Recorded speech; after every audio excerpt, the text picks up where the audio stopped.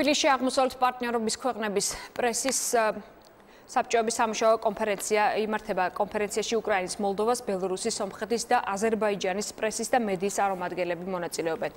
ჟურნალისტიკური ეთიკის ქარტის ხელმძღვანელის თამარ უხაძის განცხადებით, კონფერენციაზე ჟურნალისტური ეთიკის პრობლემებზე, კონფლიქტების გაშუქების სტანდარტზე, წყაროების კონფიდენციალურობის დაცვის აუცილებლობაზე, რუსულ პროპაგანდასთან ბრძოლაზე და სხვა საკითხებზე მსჯელობენ. მისივე თქმით, კონფერენციაზე მონაწილე ქვეყნების წარმომადგენლების მოსაზრებები და გამოცდილებები შეჯამდება და რეკომენდაციების სახით გავრცელდება. კონფერენცია ევროპის საბჭოს მხარდაჭერით მიმდინარეობს. ევროპის საბჭო უკვე წლების განმავლობაში მხარს უჭერს მედიის განვითარებას რეგიონში.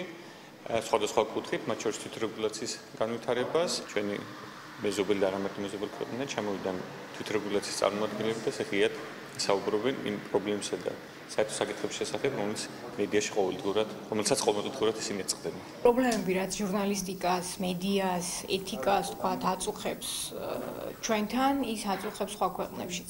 რა თქმა უნდა, არის განსხვავებული თემატიკაც, არის ძალიან მსგავსი თემატიკაც, აი მაგალითად კონფლიქტების გაშუქება, რუსული პროპაგანდა, რაც ძალიან მწვავედ დგას დღეს უკრაინაში და არა მხოლოდ უკრაინაში, წყაროების დაცვა.